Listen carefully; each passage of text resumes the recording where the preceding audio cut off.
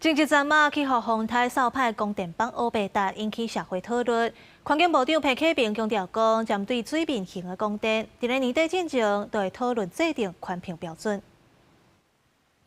进前，但那些丰台侵蚀造成几下的供电棒互破坏、弹掉，引起社会高度重视。环境部长彭启明到立法院，针对供电棒案场的环评机制备询，两位继续提出质疑，希望部长讲予清楚明白。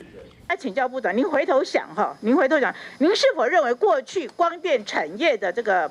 发展排除了环境部的这个角色？如果任何的国家的开发，能够都有环境的意见，对我们保护我们国土是有用的。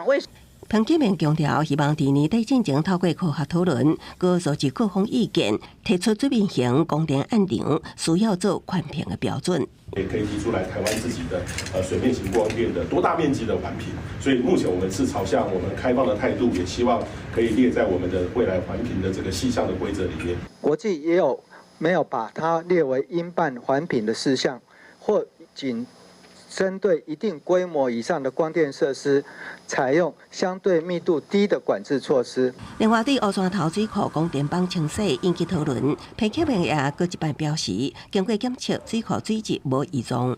水库的水到达这个净水厂，因为我们的喝的水是经过净水厂才到我们身上。那其实我们量过这几个之后，其实都没有任何的一个异状。彭启明强调，目前全台大约有3至4座水库设置水面型供电，环境部会密切监控水质，也会甲农业部、经济部讨论相关的规定。农业部也会制定供电帮清洗的管制标准。公视新闻采访报道。